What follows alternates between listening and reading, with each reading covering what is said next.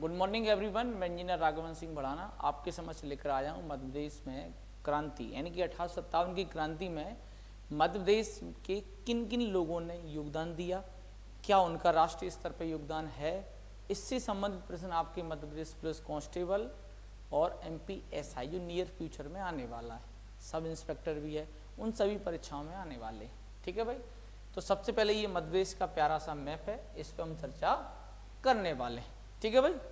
तो सबसे पहले हम बात करते हैं इसमें कि भाई यहाँ पर पड़ता है नीमच, नीमच छावनी है, ये ध्यान रखना, नीमच छावनी है, इसका हमें विशेष रूप से ध्यान रखना है।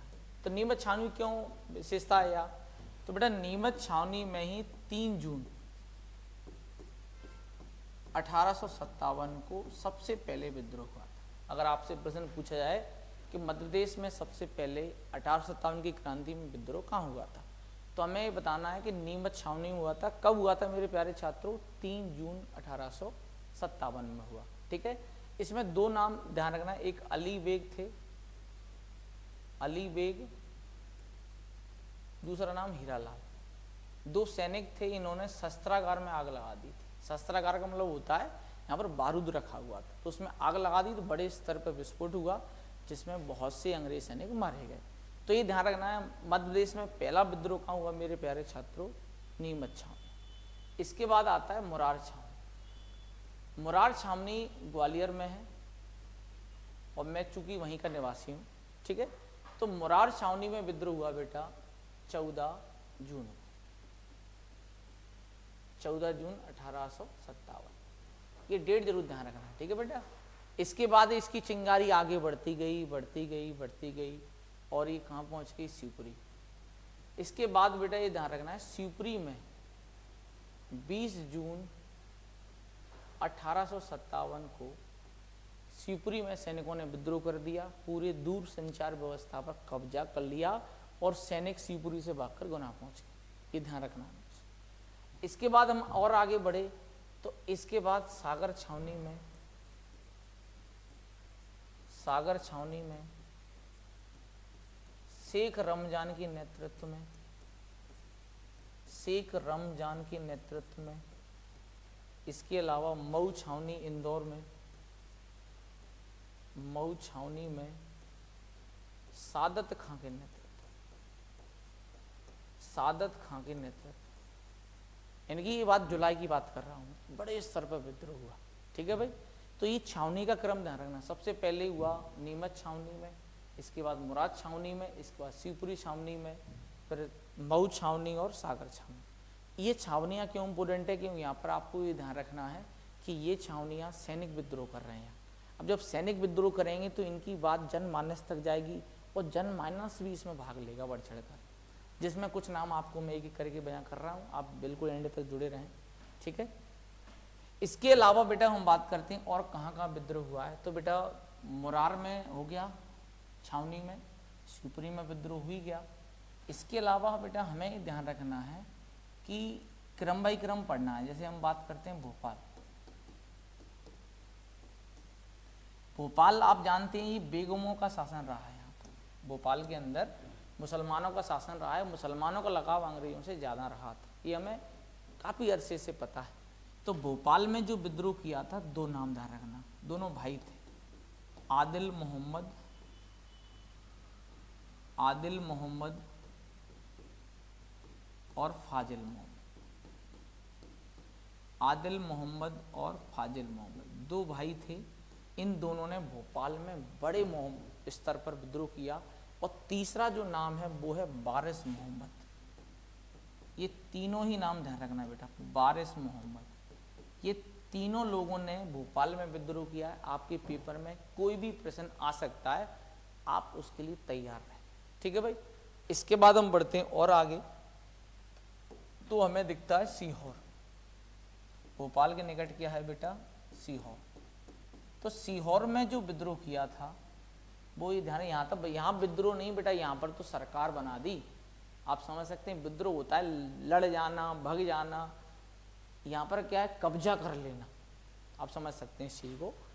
तो सीहोर में सिपाही बहादुर सरकार बना दी भाई, सिपाही बहादुर नाम से एक सरकार गठित कर दी थी। कहाँ पर बताएं मुझे प्यारे छात्रों, ये सीहोर के अंदर।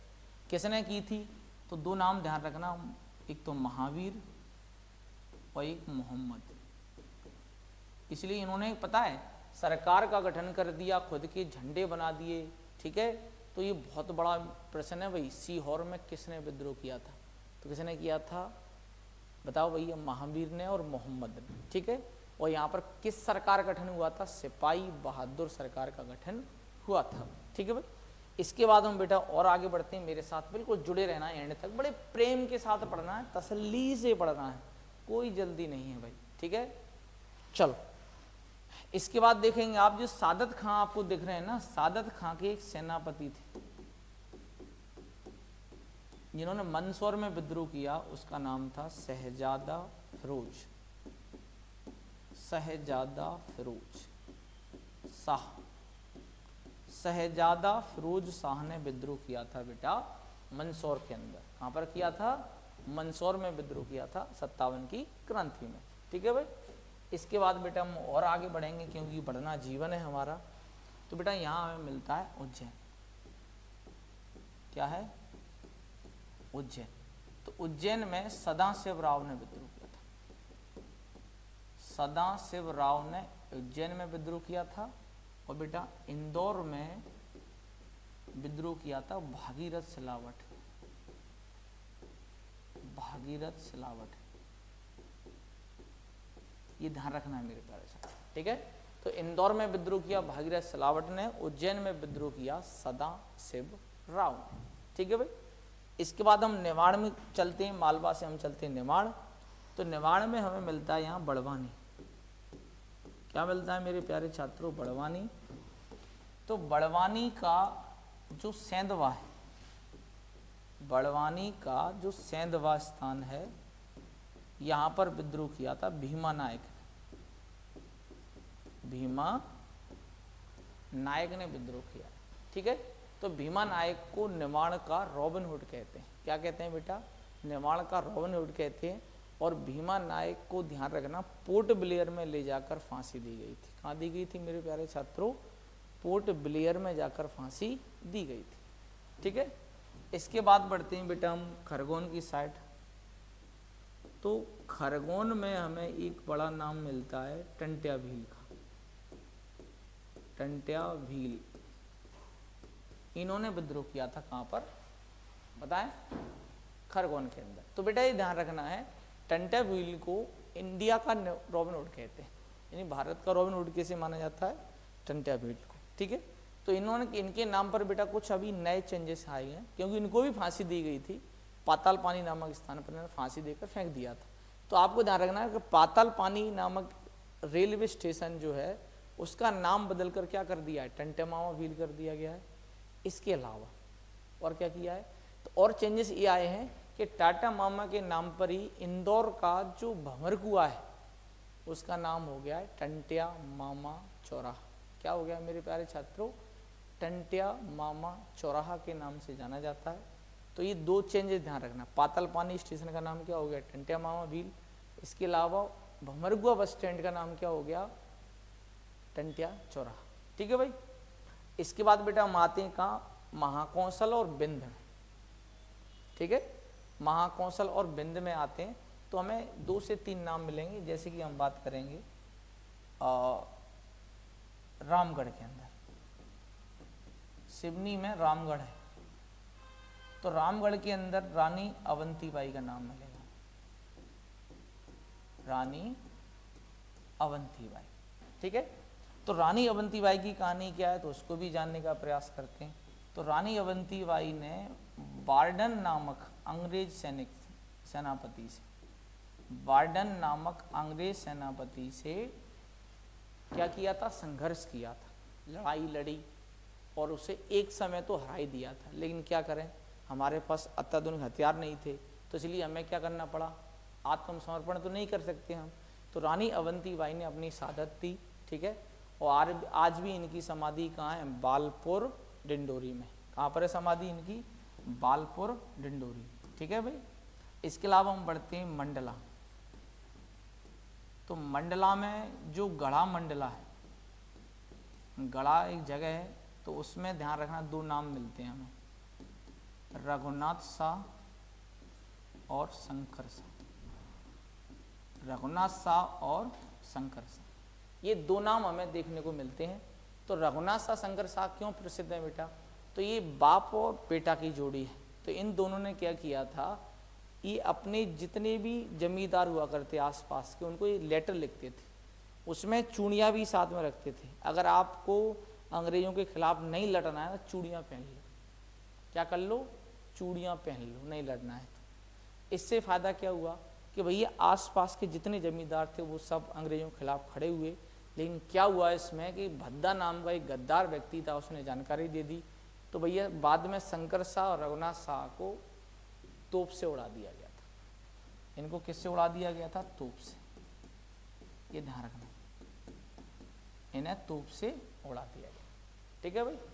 और क्या चेंजेस आए बताएं हमें, और किसने कहाँ विद्रोह किया है? तो शंकर शाह रघुनाथ शाह हो गया, रानी अवंतीबाई हो गया। ठीक है। इसके बाद बेटा विजय राघवगढ़, विजय राघवगढ़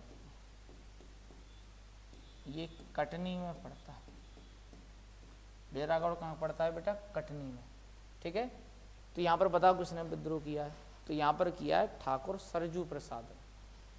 ठाकुर सरजू प्रसाद, ठाकुर सरजू प्रसाद ने विद्रोह किया। ये ध्यान रखना है। ठीक है। तो ठाकुर सरजू प्रसाद ने कहाँ विद्रोह किया है? अपना विजय राघवगढ़ कटनी में। ठीक है। इसके बाद हम बढ़ते हैं सीधा रीवा। तो बताओ रीवा में रणमत सिंह ने विद्रोह किया था भाई, ठाकुर रणमत सिंह ने विद्रोह किया। रीवा में ठाकुर रणमत सिंह का विद्रोह बहुत पावरफुल रहा। इन्होंने अंग्रेजों को घेर घेर कर मारा, लेकिन बाद में इनको पकड़ लिया गया, मार दिया गया, वो एक अलग विषय। लेकिन भैया विद्रोही को ही दुनिया जानती है, ये भी ध्यान रखना है। इसके बाद हम आते हैं, ये बेल्ट बेटा बुंदेलखंड कहलाता है। क्या कहलाता है? बुंदेलखंड। तो इसमें ये ध्यान रखना, कुछ रियासतें थी, जैसे शाहगढ़ है। शाहगढ़ रियासत कहाँ है? ये सागर में। ठीक है। ये हमें ध्यान रखना है। इसके अलावा यहाँ पर एक रियासत है ललितपुर में, बानपुर रियासत। बानपुर रियासत। तो बानपुर रियासत से मर्दन सिंह। ठीक है। और जो अपनी सागड़ रियासत है, कौन सी रियासत है बेटा? शाहगढ़ रियासत है, वहाँ से ध्यान रखना बखतवली, राजा बखतवली। राजा बखतवली और बोधन दउआ, बोधन दउआ जो उनका सेनापति था, इन दोनों ने विद्रोह किया। कहाँ पर? शाहगढ़ सागर में। और बानपुर रियासत जो ललितपुर में है, वहाँ पर विद्रोह किया किसने? मर्दन सिंह। ठीक है भाई। फिर आते हैं बेटा यहाँ झांसी है। तो आप जानते हैं कि झांसी में विद्रोह किया था रानी लक्ष्मीबाई। रानी लक्ष्मीबाई। तो बाकी आपको पता ही है कि रानी लक्ष्मीबाई की जो शहादत है वो ग्वालियर में जाकर होती है, क्योंकि वो यहाँ से जनरल जो हीरोज था उन्हें घेर लेता है झांसी में, फिर उन्हें झांसी छोड़कर कहाँ जाना पड़ता है? ग्वालियर। ग्वालियर का सिंधिया वहाँ से भाग जाता है।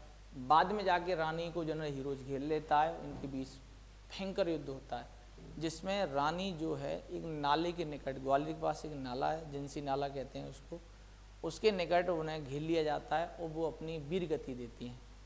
मतलब आत्मसमर्पण नहीं किया, वीर गति दी। इसलिए उन्हें, उन पर सुभद्रा कुमारी चौहान ने एक बहुत अच्छा वक्तव्य लिखा है कि खूब लड़ी मर्दानी वह तो झांसी वाली रानी थी, बुंदेले हरबोलों के मोह हमने सुनी कहानी थी। तो वो ऐसा क्यों हुआ? क्योंकि उन्होंने जबरदस्त ढंग से लड़ाई की, वो पीछे नहीं हटी धारण। ठीक है।